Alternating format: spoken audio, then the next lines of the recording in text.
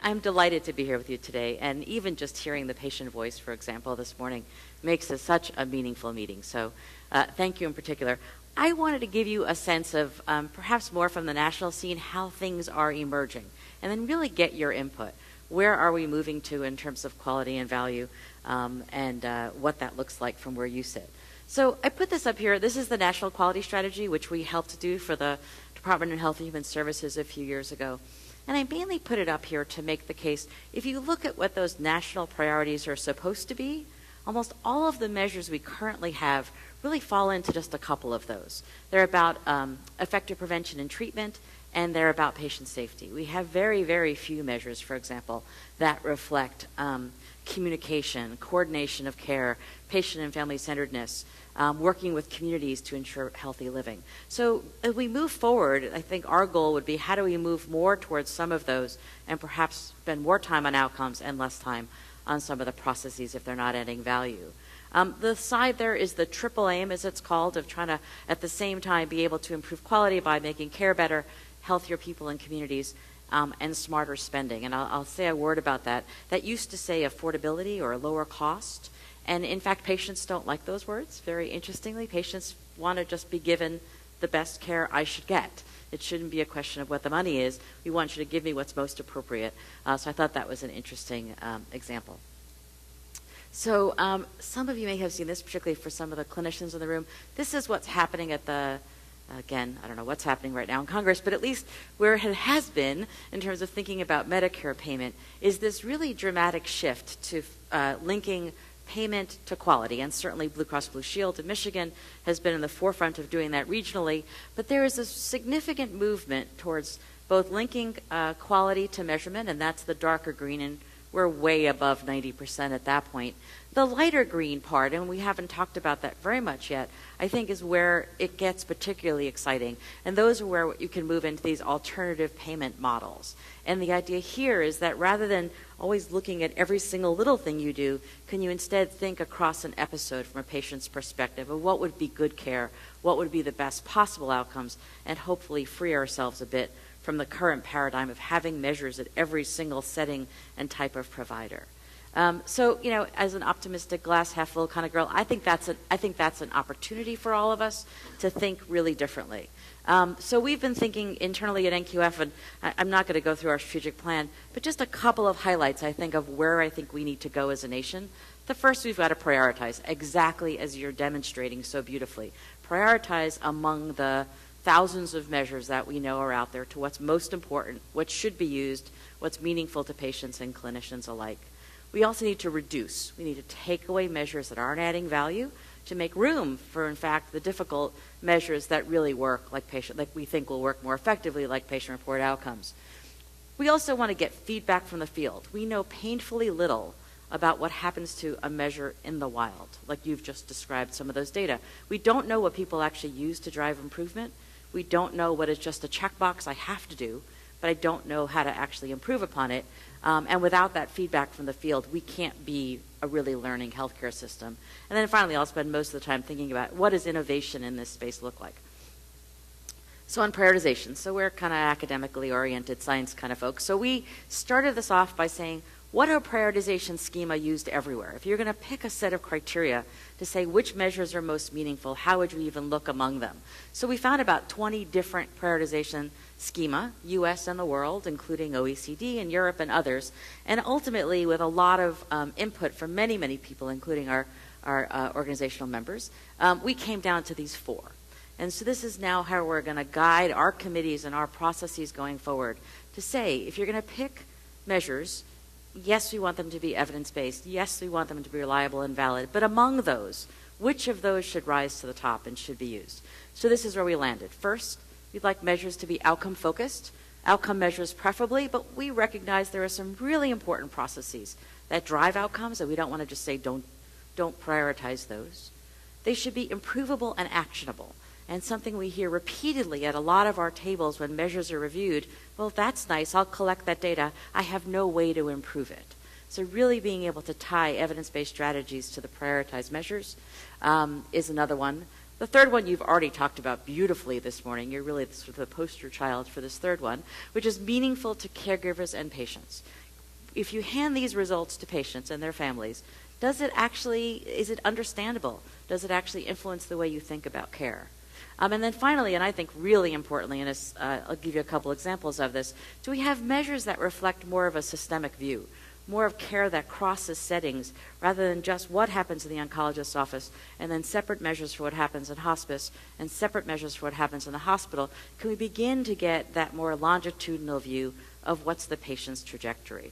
How does that come through? And that's a very different mindset. We just did this actually just last week with our cancer committee as a starting point, and getting them to saying, oh, so of these measures, which of these actually rise to the top was an interesting exercise that we'll continue to push on.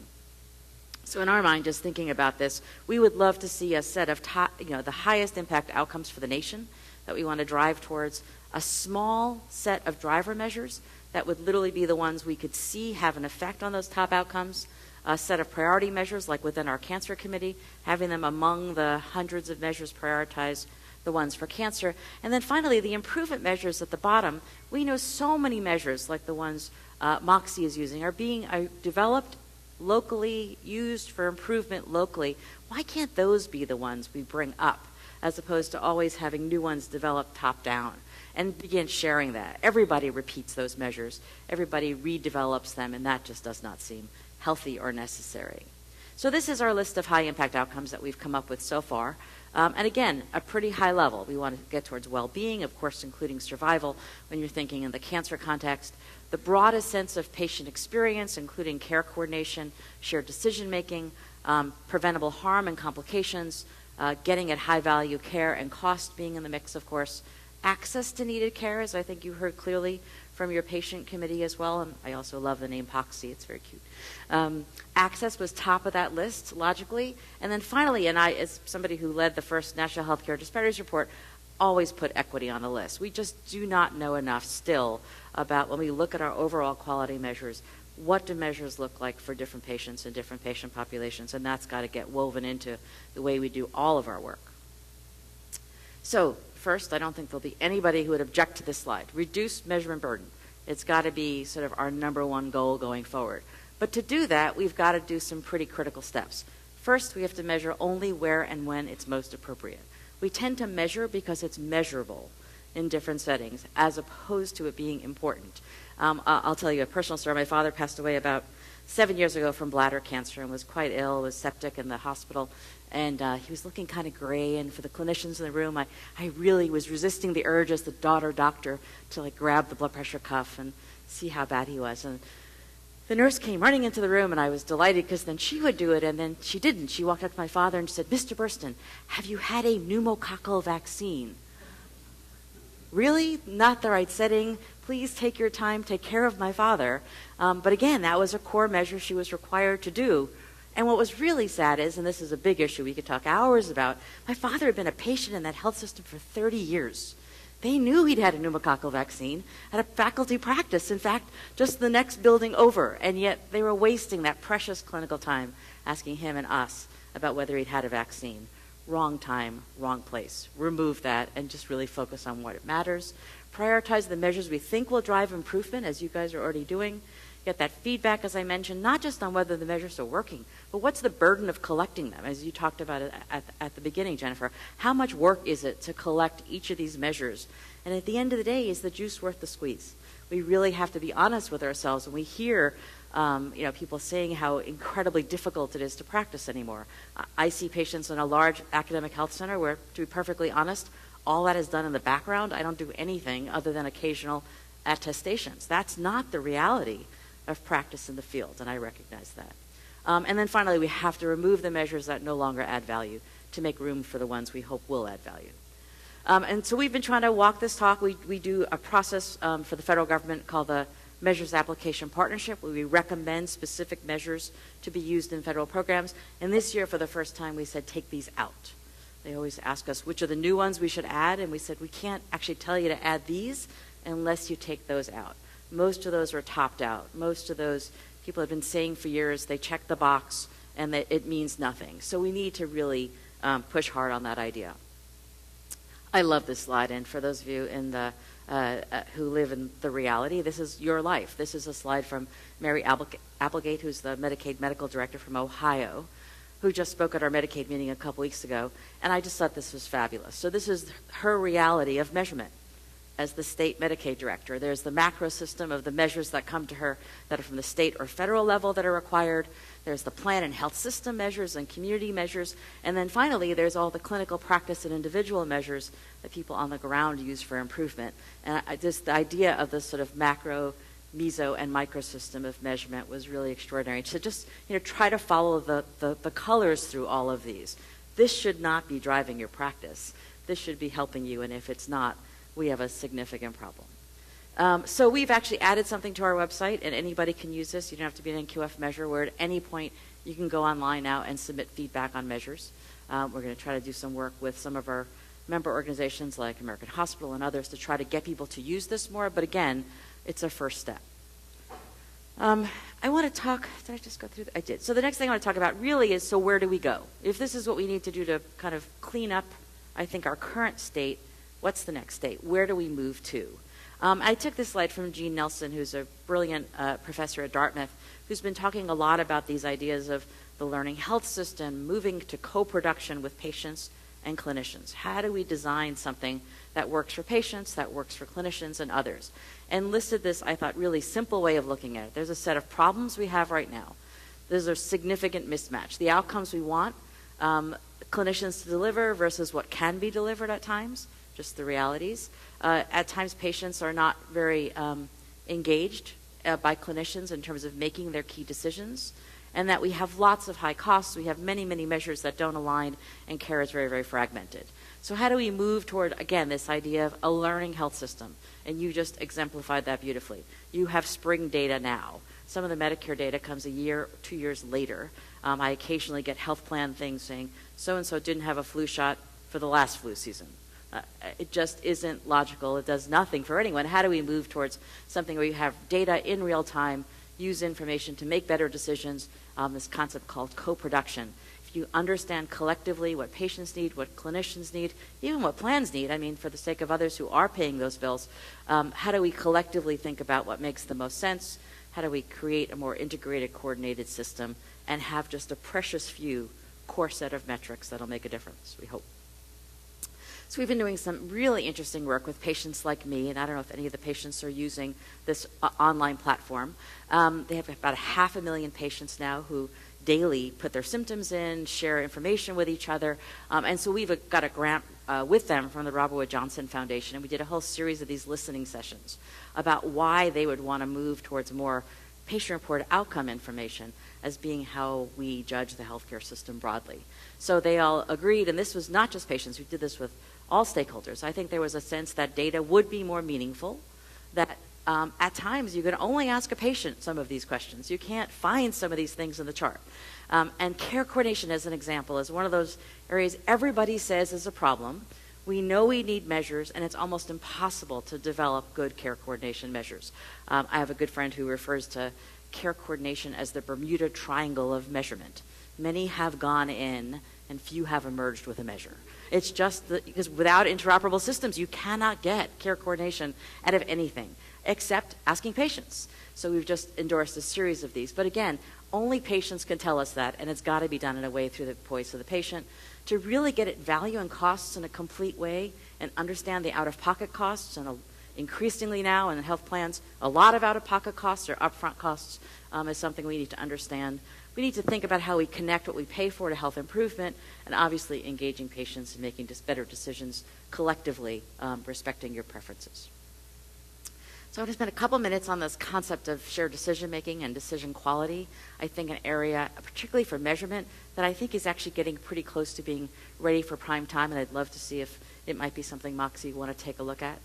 The basic idea here is that did the patient know a decision was being made? Did the patient understand the pros and the cons of treatment decisions?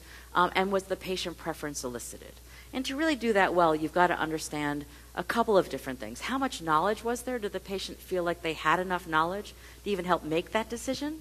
Was there really a back and forth of thinking about values and whether your values were concordant with your clinician? And so we've just recently brought in some of these measures. This is an example of a measure we just recently endorsed. That's from the Informed Medical Decision Making Foundation that gets at some of that. And there are two specific uses of the measure in cancer. So as an example, it could be used for radical prostatectomy for prostate cancer and mastectomy for early stage breast cancer. And it's really about assessing three things: what matters most to you, how well are we doing our job of giving you the information you need to help make a decision, and what do you talk about with your healthcare providers. So this is now endorsed. It's something we'd love to see you perhaps take a look at and see if it's something that might be useful for MOQC, and I'd love the POCC to weigh in on this if it's of value. And just another example, this is actually Glenn Elman at Dartmouth developed this really simple tool, 3 questions, called Collaborate. All of his tools are one word and 3 questions. And so this was designed as 3 questions: how much effort was made to understand your health issues, how much effort was made to listen to the things that matter most to you about your health issues, and how much effort was made to include what matters most to you on choosing what to do next. And it could be with reference to any decision you're having to make. It's not unique to cancer or anything like that. And the first time I saw this, I love the simplicity of it. But, for the wonkier measurement people in the room, it's got a 1 to 9 Likert scale. Like, if you answer surveys, you sometimes have 3 choices or 5 choices or 7 choices, but 9. So I asked Glenn, so why are there 9 options on this? And he said, it's very simple, Helen. There are 9 buttons on a cell phone.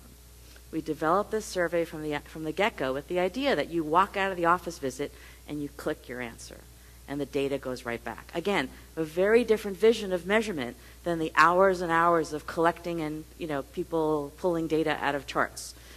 So another way of thinking about that. I just thought that was fabulous. Another big change we're seeing is something called PROMISE, which is the Patient Reported Outcome Measurement Information System. NIH runs it. It's a remarkable system of all of these patient-reported symptom tools that can be used to get at things like physical functioning, pain, fatigue, depression, anxiety. I included UR Voice at the bottom. That is from the University of Rochester, is now routinely doing PROMISE using an iPad in the waiting room on all patients who come to their health system. All patients, every visit. Starting to collect those data. They say it takes about a minute. It takes about a minute and a half. Patients are fully engaged in it. And what's really exciting for the clinicians in the room is the clinicians are finding it valuable. They're beginning to see how they use it. The person who spearheaded this at Rochester is an orthopedic surgeon, Judy Baumhauer, who's brilliant. And Judy's been initially using it to help figure out appropriateness. So if they see somebody and their scores are actually pretty high, she says, you know what, you don't need this ankle surgery. I won't improve your score high enough to make this surgery worthwhile.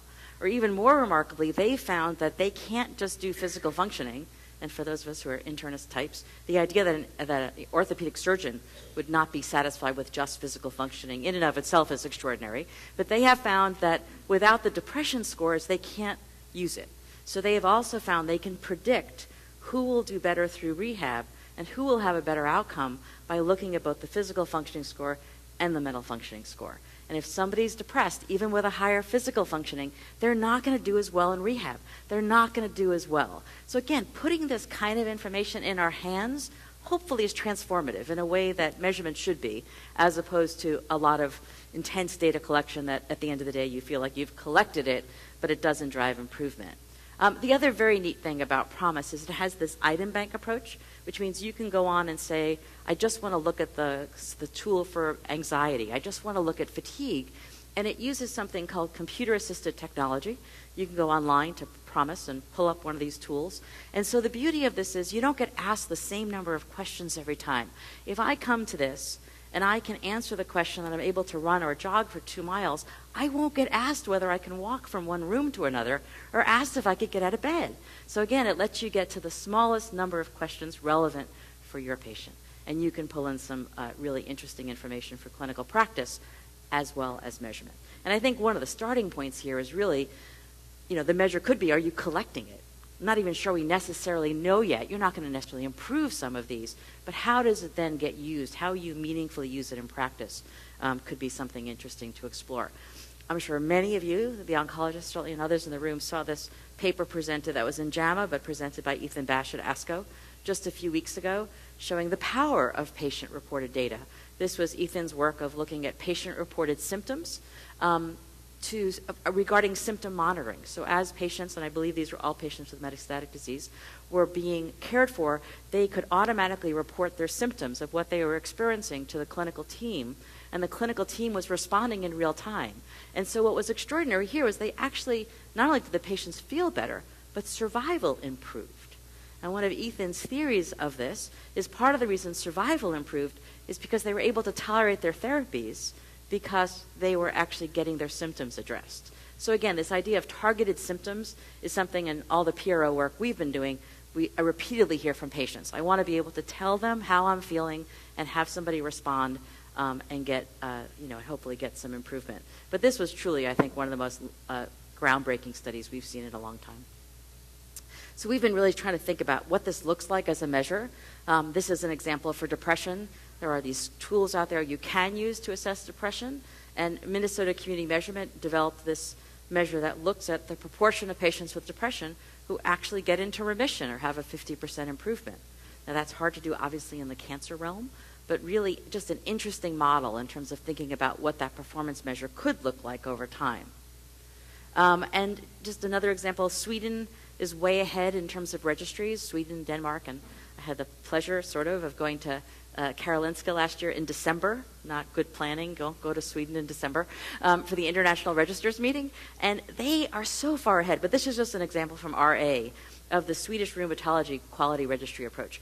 They really believe in this idea of co-production at the center there, that it's a partnership between the clinician and the care team and the patient and the family, and using their registry data to really provide that information across all of it so that you can actually benchmark, improve, and do self-care actions, outcomes tracking, a lot of the work I mentioned about patients like me.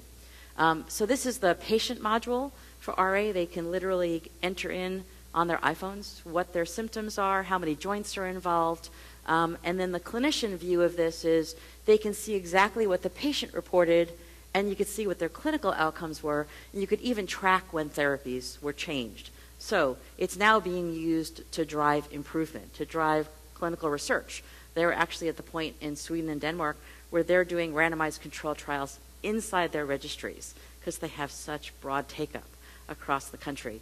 97% of diabetics in Sweden can pull up their own information about their diabetes on their iPhones and track themselves compared to age and matched controls. Again, it seems like it's a long way off, but just the idea of making room to do things like that that are valuable for patients and valuable for clinicians is hopefully where we want to go. Oops. And just an interesting piece about complexity. This was some work we've done with patients like me on a series of these conditions where we're working to develop some patient-reported outcome measures. And we had them run their database for patients with chronic obstructive pulmonary disease, so emphysema, bronchitis patients, to get a sense of the symptoms they would most want their clinicians to ask them about. So as an internist for years and years and years, I always ask about cough. I always ask about breathlessness. I don't ask about sleep. I've never asked about insomnia, even though it's in fact one of the dominant symptoms patients with COPD report. So I was precepting my residents a couple months ago, and they were presenting a COPD patient. Do me a favor, can you go back in and ask them if they can sleep? And the patient said, nobody's ever asked me that before, but I never sleep. I am terrified of sleeping. I'm terrified I won't wake up. I'm terrified of being breathless. And it was really just this moment of, by asking, it potentially completely changes the way we view clinical care and how we as clinicians approach it. Now the challenge, of course, is going to be is patients are complex. They don't have one condition, they have many. So we recently did this rheumatoid arthritis, and a rheumatologist with us said, well, you know what, and fatigue was the top of the list for patients with RA. He said, well, none of my drugs treat fatigue, so I don't really do fatigue. It's probably those other conditions they have. But, for a patient, that doesn't make any sense. I have fatigue. How do we handle that? And so hopefully this also moves us to a more comprehensive model of care as well. And again, I think really importantly, hard to imagine we're going to make progress as a nation as our country is so much more diverse. We see what is happening in access issues. We've got to really be able to consistently measure social determinants of health and consistently measure equity. It can't be the afterthought. We need to build these social determinants into everything we do, really understand, and this was from a recent New England Journal paper, actually on whether we should adjust outcome measures for socioeconomic status, something we've done a lot of work on in the last couple of years. But I thought it was really beautiful here. Just the idea here is we need to actually measure equity itself, not just quality, but equity itself. And we need to think about how they get built into payment programs, right? If we measure overall quality, we need to begin understanding, are there in fact differences? If you're closing a gap, if you're reducing disparities, can you get rewarded for that as well as just overall improvements? So, just kind of summing up what could be success factors moving forward. If you really want to get at that acceleration, reducing burden, I think first and foremost, to focus on what matters to patients, clinicians, payers, and others. Getting feedback on measures so we can drive reduction of measures that frankly aren't worth the squeeze anymore. And also sharing lessons learned about what does work, like you guys were able to do. Collect and use patient-reported data alongside that clinical data for that full view of care, that full impression of what matters. Consider complexity, social determinants of health, and measure equity. And then finally, really do these small-scale changes. Learn what we're doing well, learn what was not working, and keep moving forward. And so I always include this, why do we measure? And as for somebody who's a measurement wonk, it's about a means to an end. It's about improving healthcare quality. And if our tools, and that's all a measure is, it's a tool, if they're not accomplishing that, then we need to kind of take a different turn off that. And lastly, before my father passed away, he found this quote from me. He thought I'd like it, and I did. That was widely attributed to Einstein. It's supposedly hung in his office at Princeton, although he didn't actually write it. And it says, not everything that counts can be counted, and not everything that can be counted counts. And I feel like we're still doing a lot of counting of stuff that isn't really something that would count to either patients or clinicians. I think there's a sweet spot here we need to find. But finally, we know we can't improve what we don't measure. So we've got to start somewhere. I'm delighted to have heard the progress you've made, and just congratulations to MOQC and MPH. I think it's truly extraordinary. Thank you much.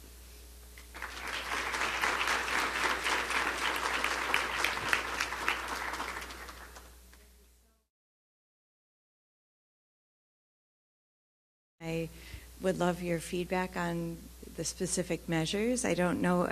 I feel like turning it over to our patient council first to see if they have any questions, but they may take a little while to warm up. And I did see a They look kind of warm. Over.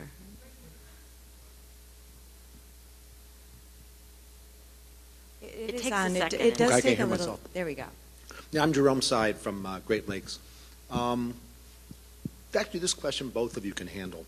I wear several hats, but one is as an oncologist, also as a hospice medical director. And the measures that you had for the COPE, hospice referral, the time, addressing pain within the last 2 visits before entering hospice, those are, important. Question is there a way of linking the outcome measure from that question to actually what patients experience at the end of their life when they're in hospice? So has there been a way to coordinate some of what we report with what the AAHPM or CAPC reports on how those patients or how their patients are actually experiencing their pain relief? So we may do it at one end, Right. but at the end of the life when it really matters, we're not actually accomplishing what the measure suggests that we did.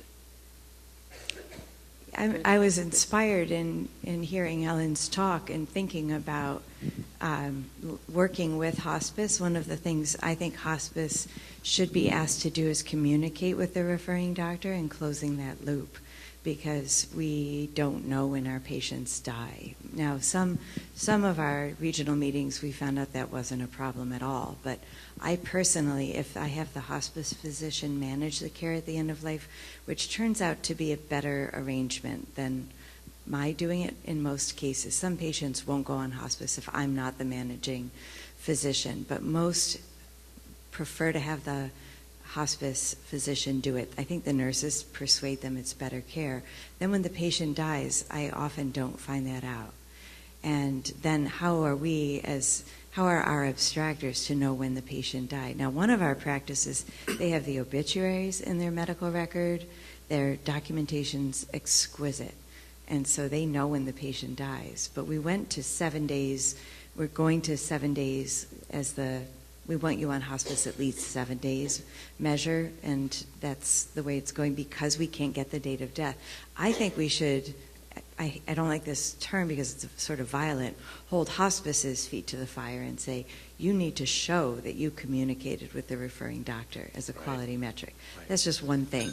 But I think you're absolutely right, and you've just said we need to think about the whole experience. Why can't hospice be telling me how my patient did? I just lost a 38-year-old woman to triple-negative breast cancer. I would like to know how the quality of her death was. We talk about quality of life, but unfortunately death is the final common pathway for many people with cancer. I would like to know how her death was. And well, I think that it addresses the point that, we collect the data, and the question is, well, we may be able to demonstrate that we're compliant and that we're meeting a benchmark. Question is where it counts, where the rubber meets the road is where the patient is in the hospice. And as much as we're oncologists, we're also, at least for me, I'm wearing a hospice hat as well. And so I'd like to know that what I did 2 visits before enrolling in hospice actually made a difference when they were there. Now, I follow my patients.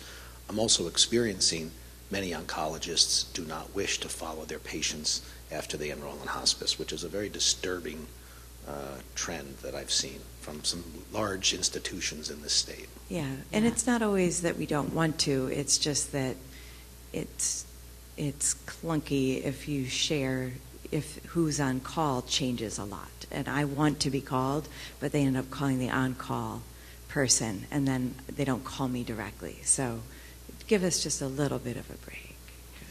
I can. Can I ask one other question unrelated? Can I just do a quick response to that one? Yeah. I think the other thing is that it's not just hospice, it's also palliative care.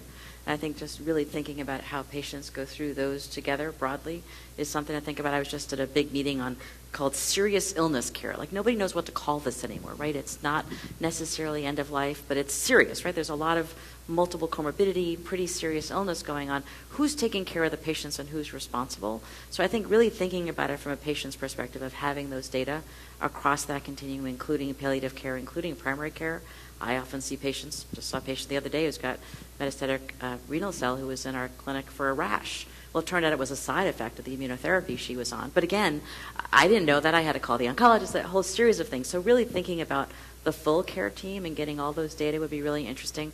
I will say that there is a bereaved family survey that's often used. It'd be really interesting to see, be a great research study, Jennifer, actually, to understand how oncologists look at the bereaved family survey results and begin thinking about how that factors into the way they think about care.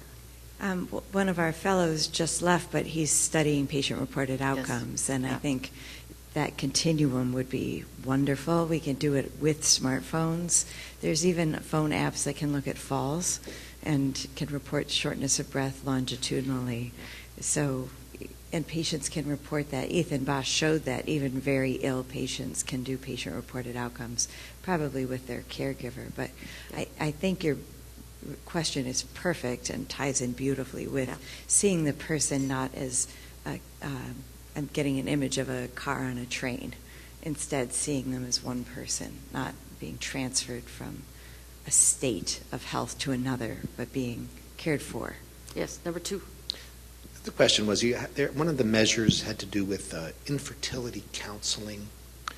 Does this tend to exclude, whether by cultural norm, men who are receiving chemotherapy? Because I've tended to see this as counseling mostly for women who are being treated for breast cancer and so forth. And yet I do a lot of GU, I do a lot of men's prostate cancer, I do testiculars, and that's always part of my training. But how about men who are receiving adjuvant therapy and so forth? We don't consider that as readily, and I think that's something that I just want to know how you see your data collection and how you see that. Yeah, the rates are much lower in men. Our performance is much, much lower in men, yet they should be counseled.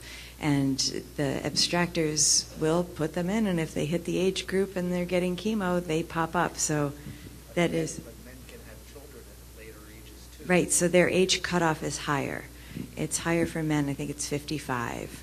So we'll be working on that. The other thing we're working on, and one reason we didn't want to put referral, is because a lot of men can't afford sperm banking, but the Lance Armstrong and other foundations have assistance. So MOQC will have, and I wish I had time to talk as long as I usually do. Thank goodness for you all I didn't. But we want MOQC to have a website with up-to-date resources for men to do sperm banking. They still have to travel a long distance, but we want to say where they can travel and have assistance programs, because it's very expensive, but there is assistance. Same with women.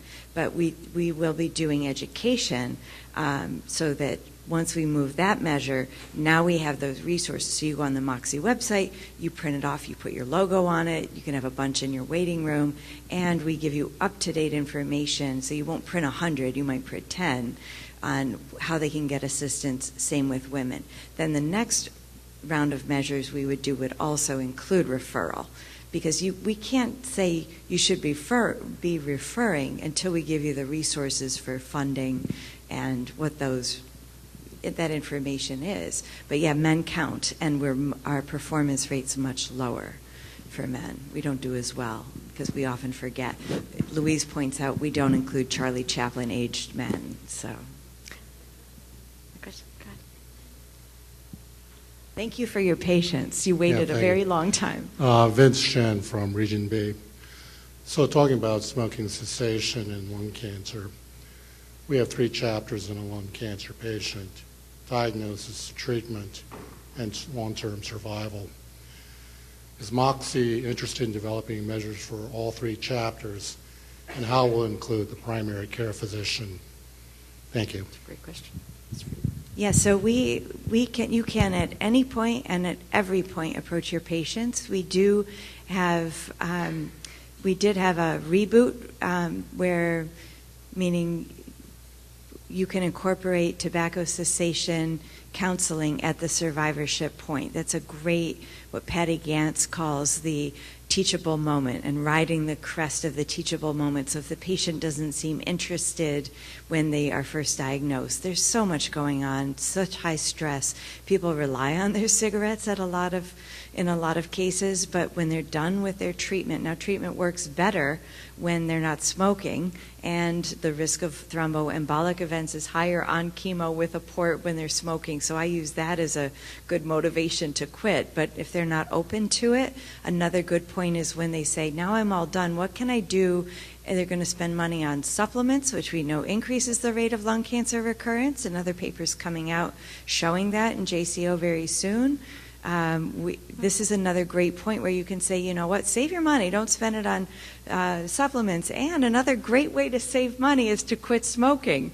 And, you know, you can refer them to our initiative. We can come in and do we can do by webinar or in person, get you enrolled in it's free nicotine replacement and free motivational interviewing through the state, or you can refer them to any program, even if they're in the pre-contemplation phase, like they're not even sure they want to do this. Behavioral motivational interviewing will get them to that place, and they can save money. That's a great time to do it. So I am interested in every point: head and neck, breast, any cancer. This is a great time, especially breast cancer, because they'll eat no meat, you know, they'll start working out, they'll do anything, but every patient's eligible. Their family members can also use the quit line, though it's not as aggressive, but that's a great way to multiply the effect of smoking cessation. I'm trying to get you on board. Can you tell? I'm like ready to hop. So I know you are. Survivorship It just takes a second. in the survivorship program, where we're collaborating with, let's say, primary care. How do we increase the tools to make that more effective? Yeah. The primary care doctors get evaluated on this, so you can get them pretty motivated too. It's actually one of our, at ASCO, COPE, one of the past chair said, this is not our problem. We as oncologists, it's not our job. And I became rather vociferous.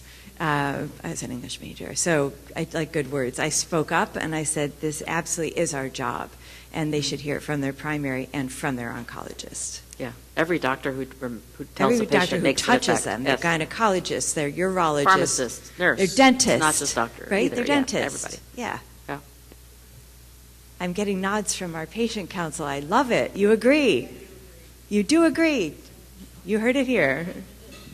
Okay, so my question kind of piggybacked off of what you talked about in your speech with your father. So I've had to go to ER twice since I've been diagnosed with cancer, and Dr. Griggs knows that I freaking hate the ER. You get spoiled in the cancer center where you're like the queen and you're, basically carried in and catered to, and then you go to ER and it's like, go find a spot in the corner and we'll try to find somebody to help you.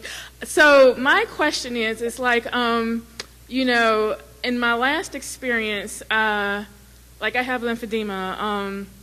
I'm a U of M patient, been there since 2007. Like you said, my complete chart is in there. When I was sent to the ER by my primary care physician, so you have a note saying that I'm coming from U of M. Yet I feel like it's kind of repetitive with the questions that they answer. I already don't want to be here. I'm already tired. I don't feel well. Why are you asking me these same questions over and over again that you really know the question to? Yep. So one of my questions is like, one of the measures, I was wondering, like, do you measure some of the communications? Like Dr. Griggs, I don't even think they told you that I was there, even though I told them. You mean when you had your appendix out April 18th? That one? Yeah, I had them out on my birthday, and then a few days later, I was late to my MOQC meeting because my husband had texted me and told me that it's almost time, are you ready? And I still, because I'm not accustomed to taking these narcotics that they gave me, and fell asleep, and I ended up coming to the meeting late and everything, but I did get in there. But I still feel like one of the quality measures should be, like, we talk about the burden of data collection on the doctors, Absolutely. but some of the burdens fall on the patients. Like, if Without I'm doubt. Yeah. ill and I could see if I was like maybe a patient from St. Joe's or something, then I came to a U of M ER. But if I'm a U of M patient and I'm coming to a U of M ER and all of my doctors, including my oncologist, I think it's very important that as soon as you see I'm a cancer patient, at that time I had just got off of my chemo pills maybe a couple of months before, so you need to be careful. Right. I had to go into surgery with this on my arm so they could remember not to touch this arm, So I'm thinking like some of the stuff that's collected should be read. So I'm wondering is that a measure or a common measure or something that's being addressed, or? It's not, and it should be. Okay. There are some measures that look at whether, for example, a referral whether a referral was sent back to the person who referred you, was that looked at, et cetera. And there's measures that look at whether somebody alerted your doctor that you were seeing in the ED, but I don't know of anything that says what's the overburden of documentation on patients to be asked the same thing over and over and over again. Yeah. Yeah, no, it's a really good idea. I was not informed that And you were not informed. that you went to the OR with appendicitis. Right. They need to, I feel like if I go into the ER and she's literally right upstairs, she should be We agree. Okay. Absolutely. You're totally right. It's a really good point. Yeah, please. Hi, I'm Tom Griffin from Grand Rapids. There's a sort of a question at the end of this, but there's the past and the present and the future, and the past is this sort of mythical time, when the air was clean and the water was pure, and the doctor sat and talked to his patient, and that's how we view the ideal. And the present is a little bit more different. In my practice, there's a room in one of our offices where there may be 10 providers working, around a group of patients. And at any given moment, 2/3 of them will be at the computer, and 1/3 will be in patient rooms. And we had a resident come through, and he looked around at this scene, and he said, "You know what? I think the medical record is the new patient. That's what we buff. That's what we make perfect. That's what we burn out over. We don't burn out giving bad news. We burn out giving data that we don't think is going to be helpful. So part of this is there's this notion of this relationship, which is stable and long-term. And the other change that's happened is that in my practice, we have 21 physicians and 25. Me too. We have actually more APPs than physicians. I've reached the point now where I get more consults from APPs than I do from physicians. And I have about half of my patients identifying APPs as their primary care physician. And that, really, when you ask that question, you're asking, with whom do you have a relationship? And that's who they're calling forward. And, there's that uncomfortable moment when, you see a patient and they identify your APP as their primary care provider. It turns out that nationally, APPs stay on their job, their current position, for a little less than 3 years. And so, again, look at this magic time of, when the earth was clean and the physician and the patient sat down and had meaningful conversations. And the future is that we, as I look at that trend in the corporatization of medicine, the 8 providers out there working alone still, where now we're in a position where even if we try and maintain those relationships, we have more and more handoffs, more and more coverage, more and more call issues, and more complexity to deal with.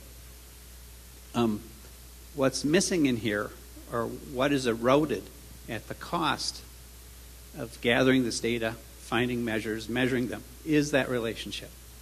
And how do we, first of all, how do we measure it? If you say, I think the part of our issue is that we can't measure it, and the expectations of patients for your time goes up. So I think we're buffing the record.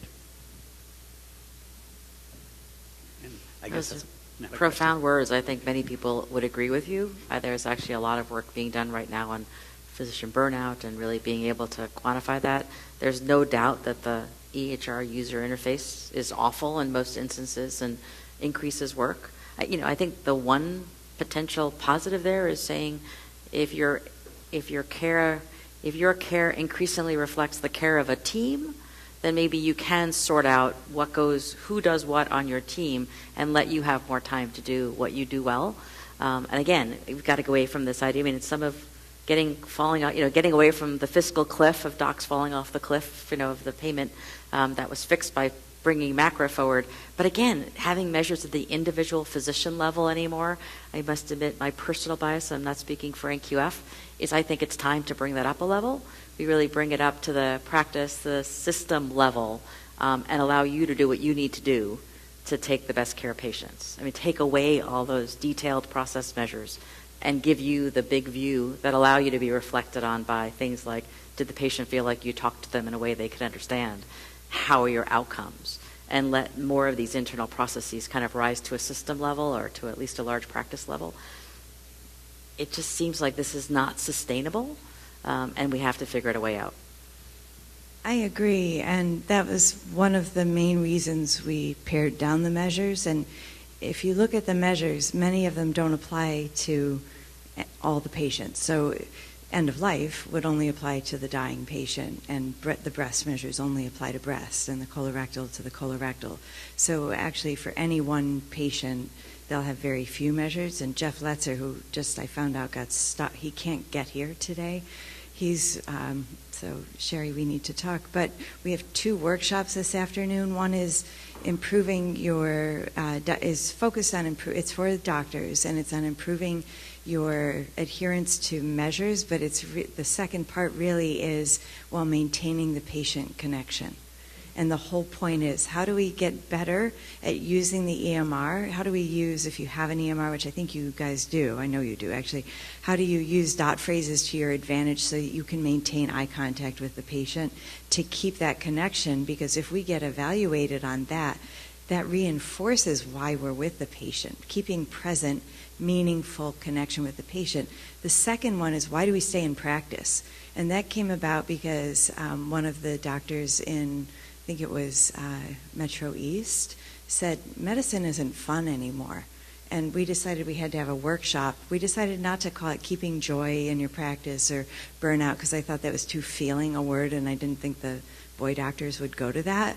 But now I'm telling you what I'm thinking. But why do we stay in practice? Like, what keeps us there? And it's really going to be about finding meaning in medicine these days. And there are going to be people there early in their career, up to the person who's thinking about, is this time to retire? And do we need to see fewer patients per hour? And do we need to recalibrate how we do things so that we can stay in medicine? And the answer came up at that regional meeting. It's in those personal connections with our patients. And you know what? They can't take that away from us. Because if you're fully present with your patient, if you're mindful with your patient, you have those moments. They can't take that away from us.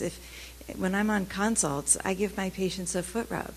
And these are homeless patients, and they said, nobody's touched me except to hit me to get my drugs. And it's that keeps us in medicine. So how do we find those moments? It might not be every patient. I have 2 teenage daughters, and they ask me, why are we living when the world is so awful?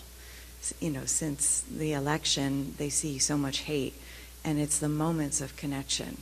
So I don't mean to preach. Well, maybe I do. I'm maybe a minister hidden in an oncologist's body, but it is those moments that keep us there. And our hope in MOQC is to pare down our measures to parsimonious measures that matter to our patients. And I'm happy to hear that we can do PROs that feed back things that say we're on the right track. Yeah. Actually, just one last thing. We did this, doing this research study with patients like me, this online platform, and they did this qualitative assessment asking patients a series of statements of what matters most to them. And one of the top things was, my doctor makes eye contact with me. Again, in this current environment of click, click, click, that we've sort of lost a lot of. Anyway, again, not something you'll see in a lot of CAP surveys, for example, but something from the patient's point of view was one of the top 3 things they wanted that they recognized of what good care looks like. I actually fired my PCP. I didn't fire. I changed PCPs to one that Dr. Karam recommended for me because my doctor, I never saw her look at me. Yeah. She was clicking. You've been waiting a long time over there. Hello. Is it on? It takes a second. Okay. Yeah. So I have 2 comments. I'm Tim Sparling. I'm a nurse practitioner.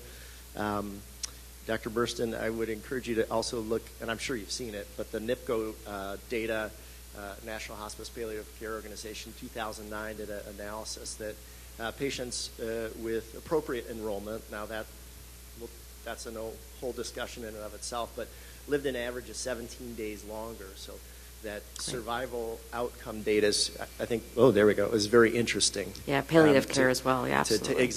Exactly. And then as a follow-up with Dr. Griggs, I think we do need to hold hospice's feet to the fire. I think it's fair as a former hospice nurse.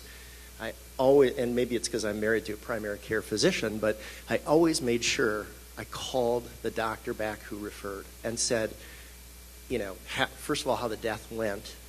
And, it's important to get feedback. We need closure as cancer clinicians as well.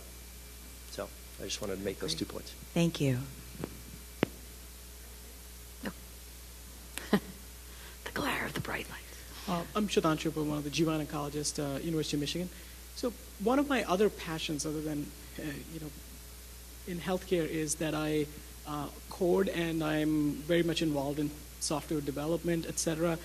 And you can see there's so much you can learn from people who develop software over 7 different continents, and they will communicate with each other. Team communication is such an integrated part of that industry.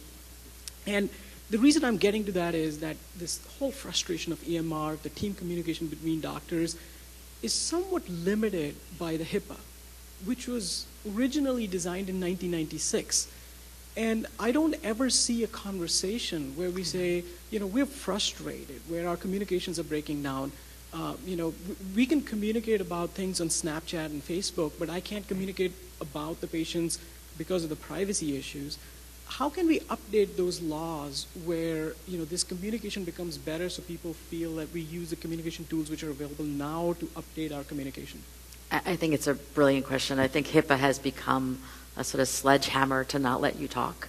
And it's not what the original law said at all. And a lot of this is actually state interpretations of HIPAA are oftentimes more restrictive than what HIPAA actually said. I'm told, I have not seen it, but I'm told those regs are being rewritten and are coming out shortly and won't be as restrictive. The problem is, in a lot of institutions, your healthcare administrators are still so fixated on it, they still may be very restrictive even as the rules change. So you're absolutely right. There's just no reason to not be able to share, exchange information in the way that we need to do to take care of patients. And really being able to talk to families as well, obviously. Great question. She's pointing to her watch. I know. Okay, just checking. I already looked at my watch, so I'm on it. All right. I actually feel like that might be a great time to wrap up. And, Great. And thank you again. Oh, my pleasure. This was a great discussion. Rearranged your plan. It was great. I liked it. It was wonderful.